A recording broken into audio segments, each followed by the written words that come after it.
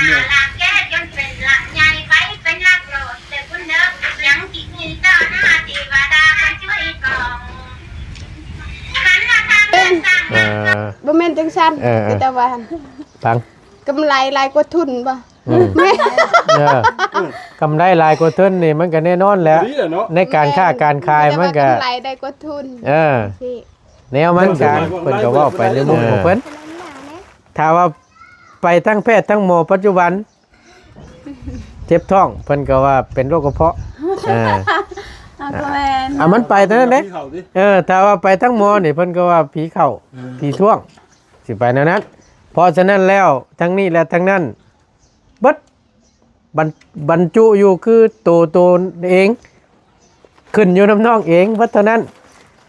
ใส่แนนคือได้ใส่แนนตัวแม่นเดี๋ยวมันก็โป่งหั่นแหละใส่แนนก็ได้เผาไปใส่หาเงินได้หลาย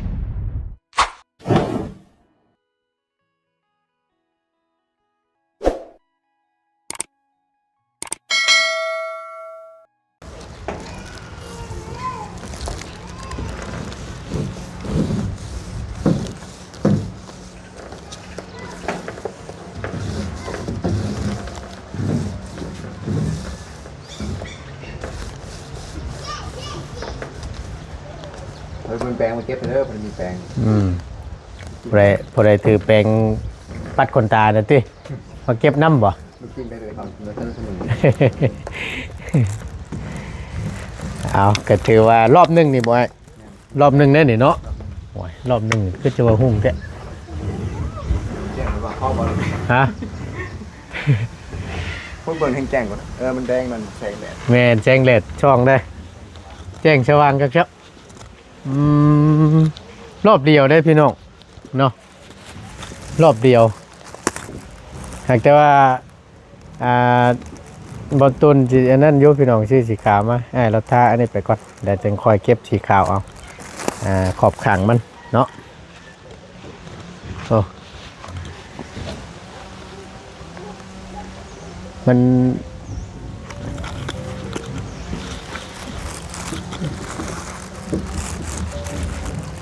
ออกคล้ายๆสีอันยังก็พี่น้องมันมีชื่อมันอยู่น้ำมันอันนั้นนะในขังถังเป็นมีชื่อมันอยู่เนาะเอาก็ถือว่ามื้อนี้เนาะก็ถือว่าเป็นอีกมื้อนึงที่ได้เก็บสีว่าชั้นช้าหรือว่าท่าสีท่ายังแล้วกับเอาละบาทนี่พี่น้องมื้อนี้ก็สิเป็นมื้อรายงานว่าชั้นช้าที่ท่านบ่มื้อนี้เนาะที่ท่านอยู่บ่มื้อนี้ท่าสีละนี่ท่าสีละลาดนี่แหละไปรอบนึงให้มันแห้งก่อนเนาะรอบ2มาจะคอยเก็บอีกรอบเพียงแต่ทานพ่ออยู่มั้ยเรื่องสีเรื่องหยังก็ได้พออยู่เนาะใครอยู่โอ้ยสบายสันเขาว่านั่นน่ะไงนั่นเป็นสีอันนั้นนะพี่น้องสีเพิ่นเรียกสีน้ำไว้สีน้ำนี่เนาะสีน้ำครึ่งเงาเนาะสบายดีไงสบายดีเครื่องลืมมะพอได้แบ่งกันเพลงนางเอกผู้ไล่โมมี่เหมือนนี่ช้อนเด้อผู้ใหญ่ช้อนตัวโกงก่อนสิเป็นตัวโกงว่าสันเอารถเพลงเจ้า2คนนะเนาะเอาถือว่ารอบนี้ก็แม่นถ้าไปเบิ่งก่อนว่ามันสิคืนจำใดว่าเรื่องสีท่าไม้นี่ก็ได้เอาได้เพกก็ให้ชนะกับตัวโกงได้2คนผู้เพกกันนะบ่ได้เด้อสวัสดีไอ้หากระทาบ่ช่วงเศร้า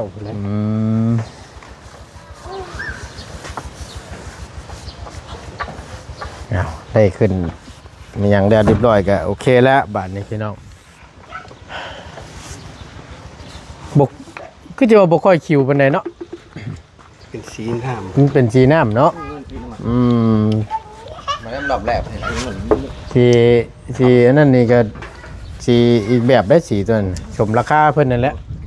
โดยสบายดีพ่อใหญ่สอน รอบแรกสีน้ำมันกับเบิดเขา แม่น ดังๆเอาแป้งมาทูเอวเข้าไป เพราะว่าตัวนั้นมันก็แพงกว่านี่นะพี่น้องป่องกลมๆตัวนั้นนะตัวนี้ยังว่า300,000ฮึบอุ่นที่สุดบัดนี้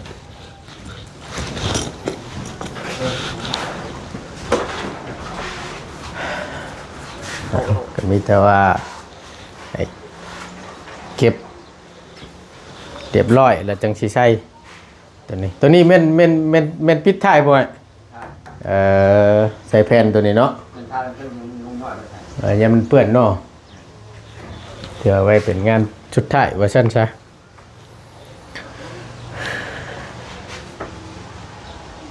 โต๊ะเพิ่นนี่สิเอาขึ้นมาวางอยู่ไสเด้เนาะแจมุมใดเด้นี่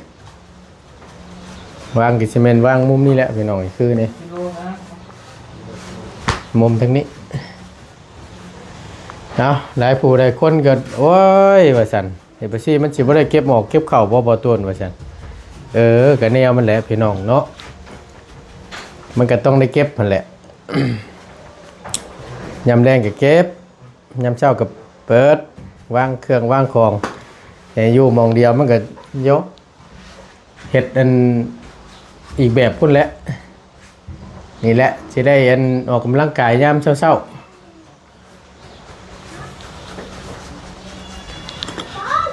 อุ่นเนาะเข้ามาในนี่ มีลมเลยเนาะ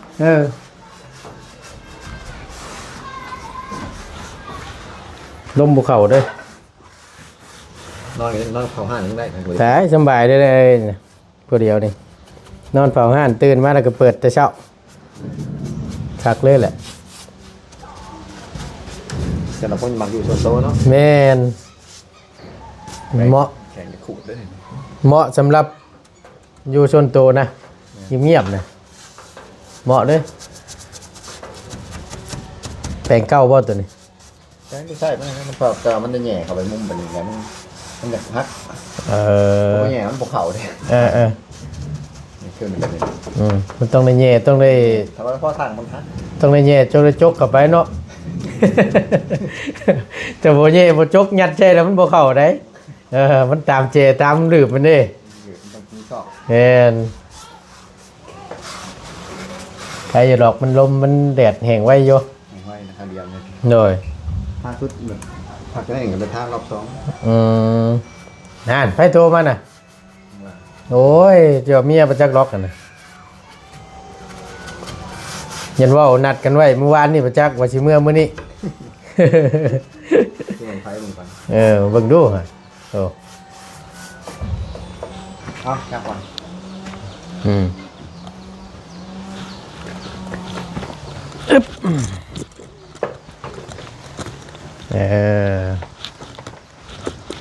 พี่น้องกราบทักทายสบายดีและสวัสดีเด้อพี่น้องเด้อสบายดีกันเบิดสุขุสุคนเนาะบ่ว่าสิอยู่ในและกระต่างประเทศก็ยินดีต้อนรับเข้าสู่ช่องประธานป้องชาแนลคือเก่าเนาะพบเจอกันกับบ่ตัวในคลิปนี้ช่วงสวยๆหลังจากที่เมื่อวานนี้ทั้งบ่ตนก็ได้นำสีมาให้เนาะพอดีไอ้ช้างเพิ่นก็ได้ถ้าเป็นที่เรียบร้อยพี่น้องเนาะหลังคาตัวนั้นกับแรงซ้ำว่าซั่นซะเนาะแต่เบิ่งสิก็คล้ายๆกันนะพี่น้องมันจะออกแบบอยากกึ่งสีโบแมนสีส้มว่าซั่นซะแนมพี่น้องแนมในมุมกล้องที่ก็อาจสิว่าแนมคือคล้ายๆสีส้มแต่มันโบแมนได้พี่น้องเด้อเนาะเป็นสีอีกแบบนึงเนาะแต่ว่าตัวนั้นอีกสีนึงนะตัวไม้พาโซล่าเฮือนหลังใหญ่เพิ่นเนาะมันสิหงนำตัวสีขาวตัดสีขาวตัดขอบบ่ตูนชื่อใหม่ละเนาะเป็นลมเพิ่นออกสีไข่หลังคาสีชมนี่แหละงามพี่น้องเนาะ14ก็ว่าบ่ตูนเด้อว่าสั่นขึ้นเพชร อันเฮ็ดอันห้านค้าให้น้องหัวเนี่ยเด้อว่าซั่นสิว่าจังใดเนาะพี่น้องมันบ่มีงบเฮ็ดบ่ได้คือกันแหละบ่ตูนก็ได้ ทั้งนี้และทั้งนั้นก็ขึ้นอยู่กับปัจจัยทางผู้ใหญ่เพิ่นนั่นแหละหลายๆท่านเนาะก่อนมันจะเกิดอีหยังก็คือกันพี่น้องเนาะบ่ว่าแต่เฮ็ดเทือนเฮ็ดชานหรือว่าเฮ็ดอีหยังก็แล้วแต่ก็ทั้งนี้และทั้งนั้นก็อยู่นำปัจจัยทางผู้ใหญ่ใจดีเพิ่นเนาะอยากชดเชยครอบครัวใดชดเชยแบบใดตัวนั้นพี่น้องเอ้ยเพราะฉะนั้นแล้วทางบ่ตูนก็พอสามารถเฮ็ดให้ได้ เนื่องจากว่ามันก็ขึ้นอยู่นำปัจจัยทางผู้ใหญ่เพิ่นเนาะเอาก็ยังให้เข้าใจน้ำกันเด้อพี่น้องเด้อถามว่าบ่ตูนมีหยังบ่มีแต่เหือแต่แห้งนี่แหละพี่น้องเอ้ยที่ได้เป็นแข่งเป็นขาเป็นมือแทนทางผู้ใหญ่หลายๆท่านเพิ่นที่เพิ่นอยากร่วมทำบุญเด้อเพิ่นอยากเฮ็ดบุญนำคนทุกข์ได้ยากเนาะหรือว่าเพิ่นอยากร่วมทำบุญนำผู้คนที่บ่มีนี่แหละพี่น้องทางบ่ตูนก็ออกเครือออกแห้งนี่แหละเนาะก็ได้ช่วยไปในร้านนี้ช่วยได้เป็นบางสิ่งบางอย่างว่าซั่นซะเพราะว่ามันเกินบ้าเกินแห้งเขาก็ช่วยบ่ได้แล้วพี่น้องเลยเพราะว่าทั้งบ่ตูนกับบ่มีเนาะก็มีแต่เหือแต่แห้งนี่แหละชดช่วยเป็นกระบอกเสียงให้ทางผู้ใหญ่ใจดีเพิ่นที่เพิ่นได้อยู่ไกลบ้านไกลเมืองหรือว่าเพิ่นบ่ได้อยู่ทางบ้านทางเมืองแล้วเพิ่นเห็นผู้เพิ่นมีเงินล้นกระเป๋าว่าซั่นซะพี่น้องเนาะเพิ่นอยากเฮ็ดบุญในร้านนี้นี่แหละพี่น้องอยากให้เข้าใจน้ำกัดเนาะทาง FC ก็ได้ก็สุดละทางบ่ตูน โอเคพี่น้องเอ้ยเนาะก็มีแต่ว่าเราเบิ่งเราชมน้ำกันตอนกันไปถือว่าหมอจอจั่นเข้ามาทุกที่มืองามย่ำดีก็คือทางแม่ตู้ใจดีพี่น้องชู้อยู่ดอกเฮือนหลังนี้เฮือนแม่ตู้เราที่ว่าก่อนจะเฮ็ดเฮือนน้องพรอาศัยไผเฮือนเอานี้ต่อขนาดพี่น้องเราก็ให้คู่มือซอยเนาะพี่น้องเพิ่นป้าบ่ธรรมดาเด้อว่าซั่นเฮือนหลังต้องข้ามว่าซั่นเป็นเฮือนเราเนี่ยพี่น้องเนาะเป็นเฮือนแม่ตู้นี้ลูกชายเราเฮ็ดเชื่อมโครงเด็กพี่น้องรู้ว่าสิเป็นช่วงไรละเราอ่ะอันนี้คือสิเป็นบ้านน้าพ่อแล้วตามเพิ่นผ่านไปผ่านมาเป็นทางผ่านผู้ดีนะก็สิว่า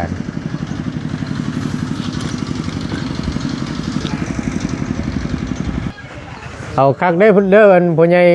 คมสอนเด้อสิขี้ร้ายหรือสิงามก็แม่นอยู่น้ำเจ้าแล้วบาดนี่ไปติดเป็นตัวเป็นลมสีไข่นั่นก็อีกแบบได้น่ะ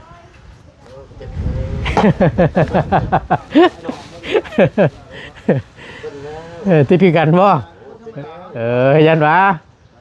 ติดอยู่หักแต่ว่าไกลหน่อยที่สุดนี่แหละเด้อเฮ็ดได้หันลูกสาวเจ้าได้นั่น บ่หยอกแล้วพี่น้องเอาก็ถือว่าแห้งไว้อยู่เพราะว่ามันเป็นสีน้ำน้ำเนแล้วก็บวกกับลมพัดนี่แหละเย็นจ่วยอยู่ก็สิว่านี่แดดช่องบานนี่บอกเลย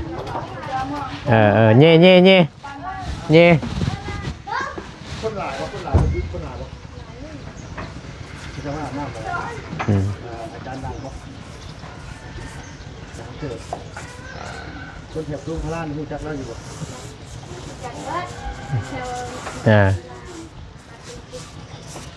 ว่า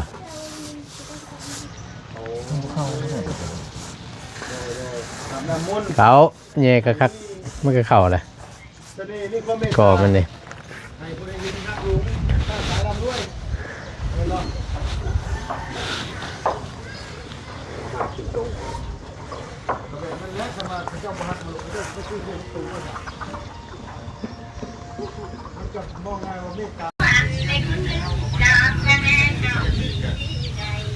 ยังเสียงยังบ่ตูนน่ะจังว่านะอ้อยอยู่หน้าจอมือดึกคึมอยู่กันจังว่า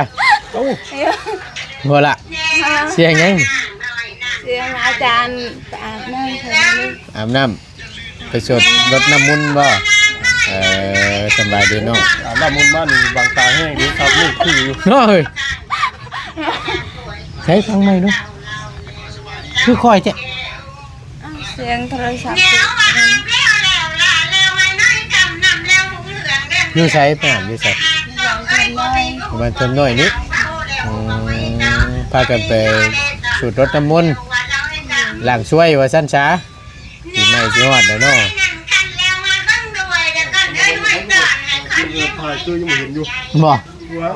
ของขังจะของขังแล้ว ถึงงี้นี่ใช่เนาะ ยักษ์ยังน้ำมุนบางตา พุทธังบังตาบ่เออ อันนี้บนบางตาบางสะก๊อก มิช บ่แม่นไปล้างตาลุงล้างบาปซื่อ ล้างบาป มันว่า เออทำก่อน ถ้ามึงมีร่างได้จะดีเลยไม่ได้หรอก มันออกเนาะเดี๋ยวคุณเด้อย่านจะหยอกเก่าแดงเจ้า ข่อยเถอะ ให้ชีวิตเป็นที่สะกดอ่ะ โมเมนต์ แนวว่านางคันแล้วอยู่ในกายไปแล้วให้ลูกเมื่อน้อยช่วยเหลือเด็ดตอนก่อนจะอย่าลา อันนี้หมอนะวะ หมอผู้เป็นสวดรดน้ำมันบ่ ๆเอากองคือลงเลย เออ มันก็ยอใช้เนื้อยันมันเพื่อใช้ทองของแล้วอยู่ในอีโตคุณเอ๋ย พุทธังบังตาอีหลีนี่เกือบตามตาเฮาบ่บุญปอนนึกประจำขึ้นมาหากันนะเฮ้ยบ่ ดีแล้วนะไม่ได้พาเขียดเลยว่าดีแล้ว ไปก็ได้ โอ้ยมักได้คือเฮาไปเห็นขี้ดินทรายมันนั่นลุงเอ้ยเป็นตาควยซับ กูเขียดไส้เลยนะ ซัก นี่มานางเขาได้กินยังปะล่ะเขาได้กินเขาเขียดไส้ไหม ถ้าไปหา แนวมันด้วยนะขัดแล้วไม่ช่วยแต่ก็เอ้ยผู้ช่วยมันได้ไหนผู้ได้ปันผู้เอ้ยมันจะปัน เขียดไม่เก่ง ฉันควยเด้อเฮ้ย เขียดเลย มัดชุนั้นแหละเลย คน ชั ยุ ก บลายมือ แล้ กับ ว คนยุบ พา ลายมือกับคนวายแล้วคนเมื่อยขับรถนอนยังคืนลูกปานตาย ใช้มีตัวเทศนี่บ่มีทอนสวดมุนต์นี่ อันนั้นสูตรมุ่งเราคือแบบรับรอง จังหวะ ไม่ได้ครูอาจารย์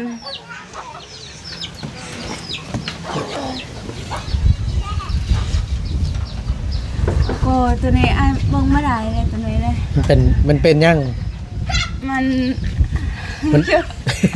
มันเป็นยังจังเบิ่งบ่ได้ ให้เบิ่งตัวอันนี้ดีกว่า เอ ไม่ อ ได้เฮ้ยแก้ผ้าบ่เฮ้ย เดิน เออเอาโดยโอเคโดย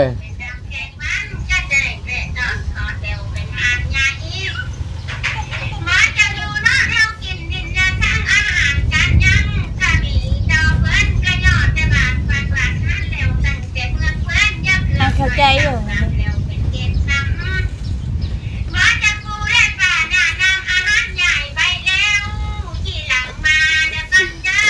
พูดอ่ะ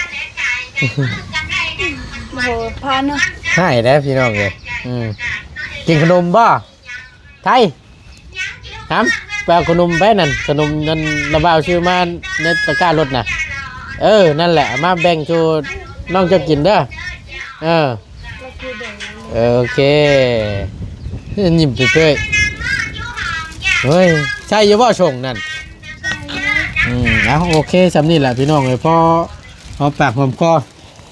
คือจังหวะไปลดน้ำมุนต์มันเป็นเท่าไหร่ ฮอดวันมันเด้อ ฮอดวันแบบเด่นน่ะฮอดมือมัน วันคันนะไปมัดไทยไปอาบน้ำ วันอังคารนี่เป็นวันแข็งว่าชั้นเถอะวันดีแล้วไปได้เวลาอะไรก็หรือว่าได้โอกาสนี่ก็ไปสูดรดน้ำมนต์เพิ่นมีหมออยู่อันนี้นี่บ้านเติมน้อยนี้ ตาใช้แนนเปื่อย ใส่แน่นมันเปื่อยใส่แน่นเปื่อยใส่แน่นเน่าโอ้ใส่แน่น มันขาดนะว่าแล้วก็เนาะ เลย ไปต่อไม้ ตามไหม ปีใหม่สิฮอดแหละใจแน่นหาผู้ว่าวนี่บ่เฮ้ย ใจแน่นตัวนี้บ่ คือสิแม่นะ โอ้ยเนาะ คักแน่ดิต้องทำคือหุ่นดิคือบ่ปล่อยแบ่น่ะเฮ้ย จะมองเลย ป้ามันสิเที่ยงได้นี่น่ะ ไม่ได้มองนี่นะ นี่สิตัวยังนี่ 11 โมง ฮะ 11 โมง 11 โมงโอ้โหเห็นว่า เดี๋ยวต้องงัวข่อยอยู่บ้านบ่คำปล่อยแต่เช้าแล้วเพิ่นไปไกลแน่คำปล่อยไป3 มื้อบ่ว่าไกลเจ้าคำปล่อยอันช่วยๆผัดเพิ่นสิไปไกลผัดไปบ่ได้มันสิค่ำได้ติเอ้าเพิ่นหิวเด้เพิ่นหิวเพิ่นสิเลี้ยงกินโดยสบายดีเนาะเข้าไปปล่อยเช้าแหละคล้ายๆว่ามันหัวมันยังเช้ามันไปเลยไปของมันน่ะไปหากินหญ้าว่าซั่นซะไปยังไปเลยไปเลยตายก็แล่นเนาะไปแบบบ่มากับอีกก็ยังมีไปแบบไปบ่กลับแม่นตามมื้อจะได้นำหาโปรดโพเห็นว่ากันได้เนาะปล่อยสวยแหละ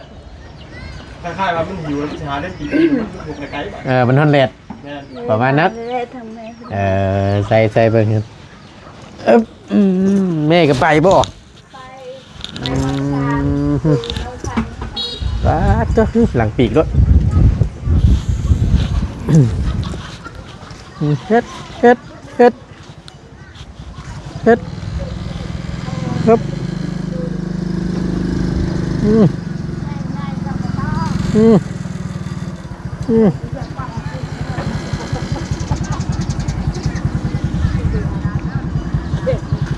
โอ้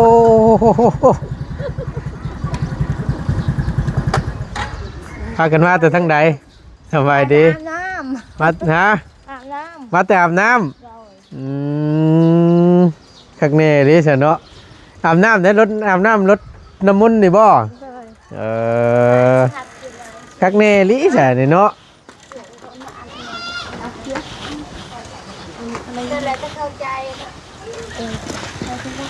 ผู้อยู่หากแต่บอกว่าชื่อฮู้จังได๋ฮะฮู้จังได๋กะฮู้เป็นบางคำเหมือนแหละคือหั่นคือแต่ว่าคือว่าจังได๋นะพังยังบ่ทันฮอดชับมึงนึงนี่เดี๋ยวสิพังใหม่อยู่ให้ FC เพิ่นพังหน่อยนึงสิพังบ่มาใช้เป็นได้เบิ่งมันเป็นได้คือจังว่าไปชวดรถน้ำมนต์ใช้แน่นมันเปื่อยบ่แต่ว่าได้คือได้ไหมได้คนแหละโทรศัพท์ไหมใช่ด่ะอะไรบ่แม่นคืออันไหมเลยใช่ด่ะใช่โทรศัพท์ตุ๊บด่ะใช่คือลืมกูลืมอันนั้นเอาลืมแบบไหนลืมบันทึกแล้วบ่ใช่ด่ะไอ้พังเลยเนาะเมื่อกี้ไอ้พังจบแล้วบ่ยังอยู่ไหนยังครึ่งนึงแต่ยังบ่ทันได้ฮอดบ้านเพิ่นนั้นโชคหรอกเละเลยใช่มาแต่เฮียนใครในปากสติมันตะตะโทรศัพท์ใช่จนไม่ได้แรงน้ำเลยไปพากันไปแต่เช้าเพิ่นว่าซะแม่ไปก็จะว่าไปบัดชามบัดชีไปล้างบัดชีบัด5พวกฮะเล็กๆมานี่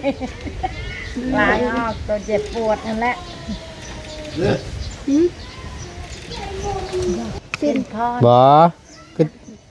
ใช้สินงามบ่แปลกยามันล็อกกันนั่นน่ะสินอันนี้เอาท้ายท้ายสินลูกที่หางประดับนางมันกระนาก็จังว่ามืดคึมอยู่ไปอัดได้อัดเอาแต่เสียงซื่อสิบ่เอากล้องมันลงแบบนี้ดิไปเลยไอ้ชอบเอากันให้อะไรกึหน่อยตัวอันแม่ไปเลยคือเป็นชมวยจิตอยู่คือชมวยจิตอยู่แต่ว่าเสียงโทรศัพท์น้ำมีโดนเปิดกล้องน่าไปคอยลูก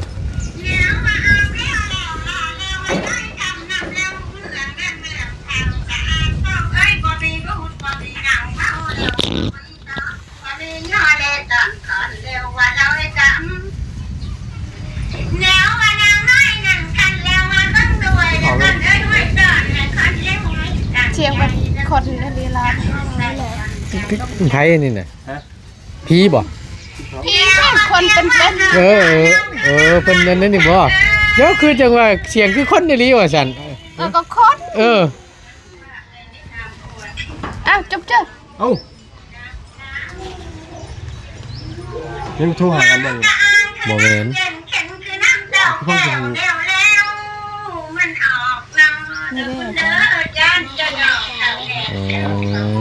แม่หมออยู่ในบ้านนี้ บ้านเธอแล้ว จักชิดอยู่บ่จักชิดอยู่บ่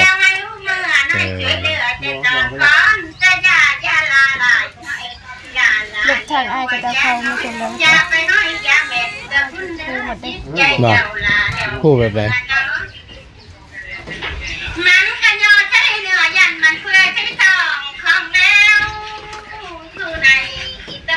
คุณเอ้ยอยากจะเก็บแต่โจป่วยยามไว้บ้าง ฮะ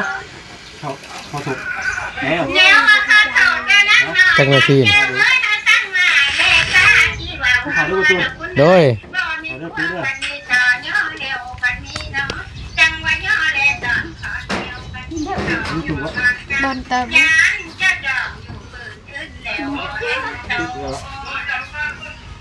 เดี๋ยวเวลาน้อยนั่นขันแล้วมีผู้ช่วยเดี๋ยวก่อนเอ้ยผู้รวยเพิ่นแน่ไหนผู้ได้เพิ่นมาปันผู้เลยเพิ่นจะปันถึงของละนางบ่จักเงินเดี๋ยวว่าเงินและข้ามแก้วแนวนั้นเพิ่นปันของเครื่องคุณเอ้ยยังกี่ดึงมาลาแก้จนเป็นหลักใหญ่ไปเป็นหลักโหลดแต่คุณเอ้ยยังกี่มีต่อหน้าที่ว่าดามาช่วยกองขันมาทางงานต่างงานก็นอกกระเบื้องถึงเป็นหน่อลาแล้วเป็นตู้เย็นเข็นเป็นมันก่อนขอนเร็วเป็นน้ำแข็งมันก็จะได้แวะตอนขอเร็วเป็นหานยาอีก ลองมีหาน มา อ จะ อก ดูนอนเฮากินดินและทั้งอาหารการยังก็มีต่อเพื่อนก็ยอดแต่บาทฝาดนั่นแล้วตั้งแต่เมืองเพื่อนยาเครื่องหน่อยกำน้ำแล้วเป็นเกศน้ำมาจะปูและป่าหน้านางอาหารใหญ่ไปแล้วที่หลังมาเดี๋ยวกันเด้อกันว่าค้าแหลนขายใจมือกำไรนั่นมันกว่าถึงตะก้อนกำถือกระดาษไก่กระกาดน้อยลาบ่มียั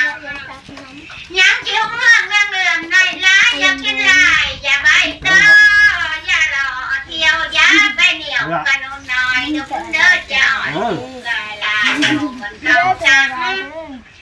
อย่าไปนั่งนอนอยู่ห้องอย่าจ้องอยู่เมืองบ้านเดี๋ยวกันเด้อน้ำการได้ลูกผัวเมียเจ้าบ่มียังขันมาพ่อกับแม่พ่อแลกดอนพ่อจองแต่ไหนตาเดี๋ยวก่อนเอ้ยเพื่อนก็ว่าแลกดอนขอนแล้วระวังด้วยเดี๋ยวว่าช่วยเดี๋ยวเจ้าเล่าแล้วก็ช่วยต่อ ทางเพลงนี่แล้วถึงว่าผู้ตายใจผู้อยู่เด้เนาะ จบเลยไอ้ จบเลยแซ่บนี่ จบแล้ว โอ้ ยังอยู่เด้ ฮะ ยังอยู่ ยังอยู่ใช้พังไม้ฉัน ตามก็จะสุดน้ำเลย แม่ที่เราเอาน้ำเตียนแม่เบียนเอาน้ำเบิ่งแม่กึ่งเอาน้ำอ้อยแม่จอยเอาเป็นยาละเป็นหวานอันแล้วเป็นปลายเด้อลูกเด้อแนวว่าอาบน้ำไปแล้วไปใจก็ให้เหือไปเนื้อเพื่อนให้สางลูกเอ้ยมันว่าน้อยและคำนำแล้วให้คืดนำแม่ก็คำเอาเนื้อแม่ก็เพื่อเอาใจแม่ใบเอาจิตใจเจ้าลาแล้วให้ต่างเทียงบ่ให้คอยบ่อยเงียงแข้งเมืองใจจำคันแม่ไปหมุน เป็นไปได้มั้ง แนวมันเงียงเมืองกว่าจำคุณแม่ไปย่อขึ้นละแม่เทียนเวียนละแม่ไปแล้วอย่าหยุดนำต้นกาดอย่าหยาดมานำต้นเหวไล่ลามีมันต่อแม่ก็ย่อเอาเงินล้านแม่อ่านเอาเงินหมื่นแม่เอิ้นเอาธนาคารที่อ่านเอาแต่ชื่อลากันเอ้ยกันว่าน้อยแลกคำนำแล้วไอ้รุ่งเรืองแนวว่าเลี้ยงควายดอนให้มันเป็นข้าวคำเดี๋ยวกันเด้อเลี้ยงควายดำเป็นข้าวแก้วลูกเอ้ยเลี้ยงใหญ่แล้วเหมือนดังลุงมาศาสนาลาแล้วไอ้รุ่งเรืองแนวว่าใจข้าหูจูก็ดีเดี๋ยวกันเด้อชุกจะมามันแค่เก่าจุกยู่ดำจะมาดังเดียวแนวว่าอาบน้ำไปแล้วลูกลาเย็นคือน้ำหมอกยอกคือน้ำอกแม่ชีเอาเล็กเด็ดแม่เจ็ดลีซ่าแม่ชีลายี่ย่อมชมจอไปก็เกลือย แม่ก็หอยเข้าเชื่อแม่เพื่อเขาหนังที่ฟังเขาใช่ขอเจ้าแม่ที่เราจิตใจเจ้าหลาแล้วปากกาหวานแนวว่าอ่านปากว่าวเราจะเป็นมวนนกก็เนาะว่าวถึกถาลาถึกหูกูเร็วจะเป็นถึกใจบ่จักยิ่งและชายผู้ใหญ่และน้อยหอยแล้วเพิ่นกะแปงเด้อคุณเด้อเจ้ากะแตมน้ำมันแม่กะคันน้ำยืนแม่บื้นน้ำกล้วยแม่หวยน้ำอ้อยแม่ชอยเอาน้ำเพิ่งขึงไปจูดไปเป่าเล่าแล้วหายน้ำกำแนวมันบูดมันเน่าเหล่าเมนกันเอ้ยเพิ่นอยากเห็นถึกใหม่ลำปองเขาอยากลองถึกใหม่ลำตันเขาอยากฝันถึกใหม่เล่มเดียวแนวว่าอาบน้ำมาแล้วเย็นคือน้ำหมอกหยอกน้ำบวกเดี๋ยวกันเด้อดวงของเจ้าขึ้นยงยงบ่ได้ลงจากเสือไปใดก็ให้เฮือไปเนื้อเพื่อให้จางแนวหาเงินได้มือกันหาคำได้มือกอบเดี๋ยวกันเด้อมันดังมุงหมาปาตนาตั้งเงินตั้งหลังถูกละเร็วกับพ่อนำเหมือนกับคำเอากระเบื้องถึงเอาฉันกะทีบาลีเป็น ขึ้นแล้วบ่แล้วน้ำ เห็ น่ะ นห้องเพื่อนกระจอกเป็นจุด มาถึงยุ่งไป เดี๋ยวมีจอ เอาบทข้อสรุปบาดนี้มันเป็นแบบไรเอาถามก่อน เดี๋ยวที่เพิ่นก็จะมันแม่นหยังบ่ตูนว่าซั่นคือจังว่าเสียงเทศรับอ้อยๆโยสิงงอีกแหละเนาะ ไปเบิ่งดวงวัชรา ไปเบิ่งดวงวัฒนา เลย เอ ว่าคือสิค้าขายได้บ่ เออ ก็แต่ว่าทุย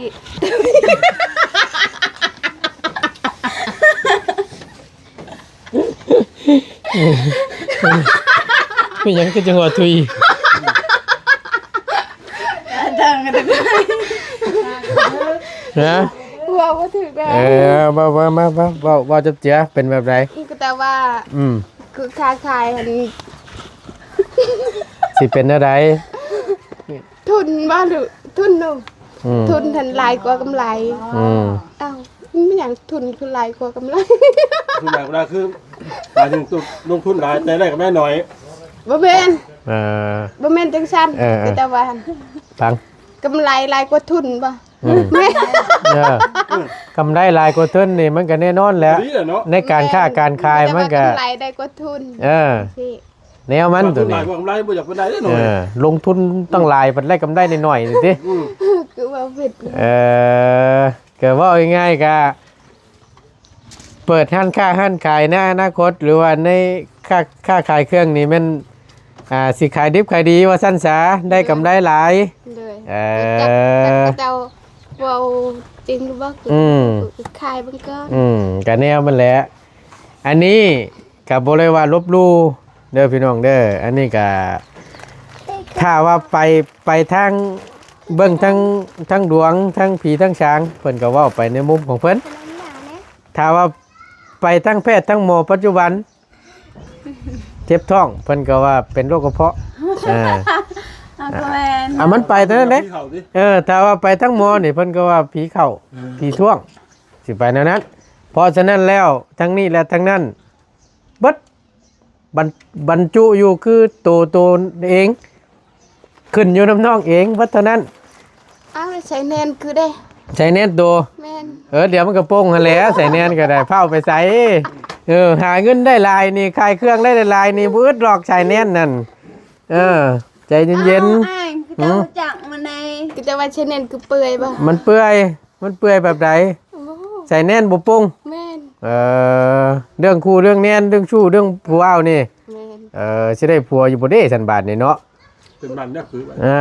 กระยามันหลอกนี่ขายเครื่องนี่ให้มันได้เงินได้ลายนี่บื้อหลอกใช้แนนนั่น นี่จังได๋ก็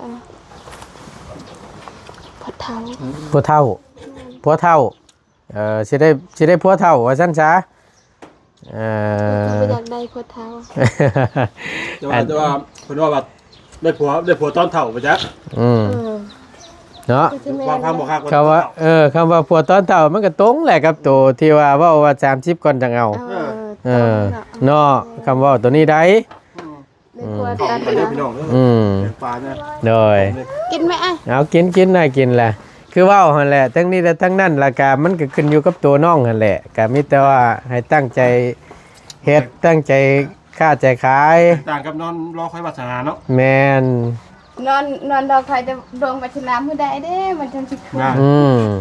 เพราะฉะนั้นแล้วเลยก็หาค้าขาย กูกะจ่าเด้ เอามาลง เหลือหลังมือหูเลย ตายแล้วเนาะ เพจการเพิ่น จะเป็นเงี้ย อย่า โอ้ย อย่าห้ามบ่ทัน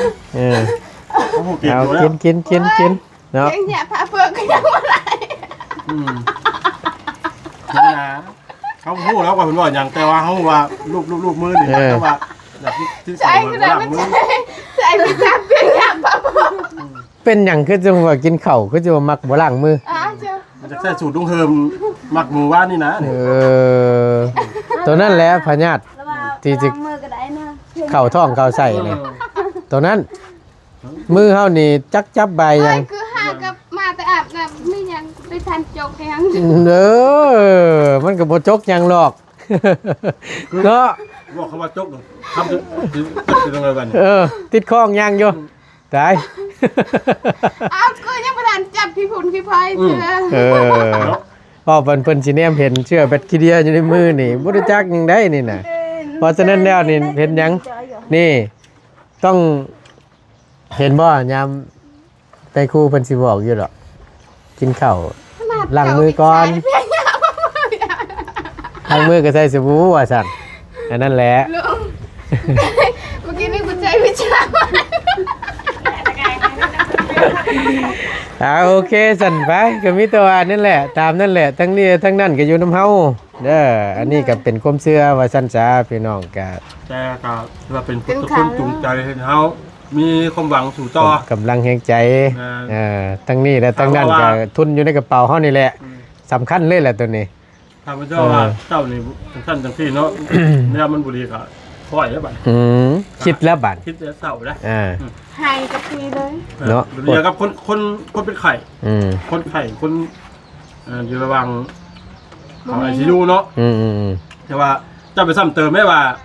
เจ้าเฮ็ดจังซั่นเฮ็ดจังซี่มาเนี่ยบุรีสิผ่านประสบการณ์เจ้าเป็นแบบนี้เจ้าเป็นที่เจ้า บ่รอดดอก เจ้าบ่รอดดอกเนี่ย นัก บ่ฮอดสมองครับมักเรา เพราะฉะนั้นมีแต่กำลังใจเท่านั้น แม่มิตร โซเวลามัน เพื่อให้บันดาลให้ได้จูงใจสู่ต่อ แมนดีแล้วล่ะเนาะคือจังว่าเป็นอะไรก็จังว่าอันคนในบ้านเพิ่นบ่อยากโอลมน้ำเพิ่นอิจฉาสิบ่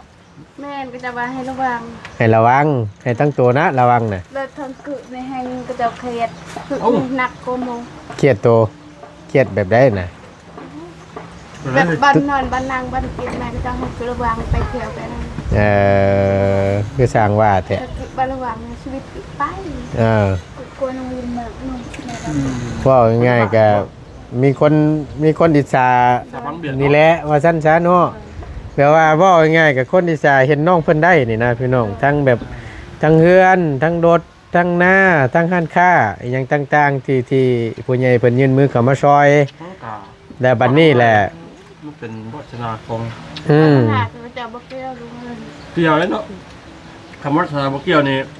ทีมงานกับไปถ่ายคนหลายคนมันยังคือบ่ได้ทุกคน ก็จะทางบ้านน้องก็จะได้คือจัง สิว่าง่ายๆคนบริเวณหรือว่าในบ้านนี้ จะได้คือจัง บ่ฮู้หรอกว่าว่าบุญแต่ว่าเพิ่งคิดว่าเป็นหยังเว้าขอโทษนำจังได๋กูช่างมึงดิได้หั่นได้นี่นู่นนี่นั่นหั่นนะ จะก็จะลำออกก็จะว่าคอนจะให้ระวังตัว ตายแล้วเนาะพี่น้องเอ้ย หมดเฮือนหมดหลังเปรี้ยวขึ้นหนัก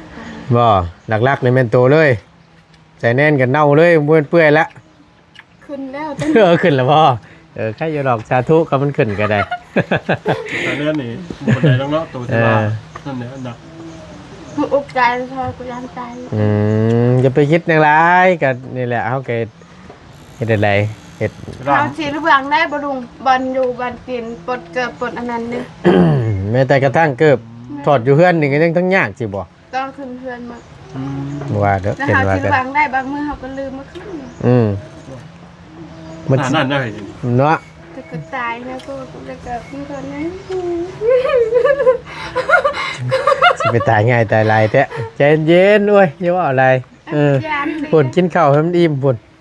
กินข้าวให้มันอิ่มเดี๋ยวจะได้มีเหือมีแห้งเดี๋ยวสิพาไปลุยงานต่อเนาะทำเนาะโอเค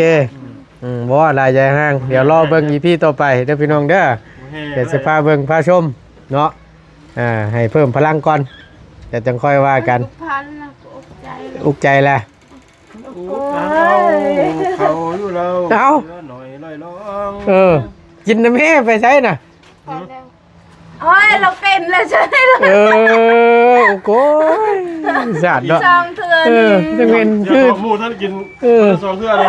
จังเงินคือแท้ๆโอ้ย บอกที่บ้านเลย พาจากพี่น้องให้นอดอยู่ดีมีแห้งทั้งหมดตัวกิจกรจบคลิปก่อนเนาะพบเจอกันคลิปหน้าเด้อพี่น้องเด้อสบายดีเด้อเก้อให้ถามเนี่ยท่าอยู่ว่าสีขาวนะ ถ่ายแล้ว ท่าเนาะตัดคิวมันเนาะโอเค ชื่อตัวเนี่ย เอาไปตัด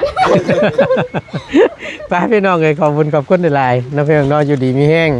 พบเจอกันคลิปหน้าเด้อพี่น้องเด้อสำหรับคลิปนี้บ่ตูนลาแล้วสบายดีเด้อ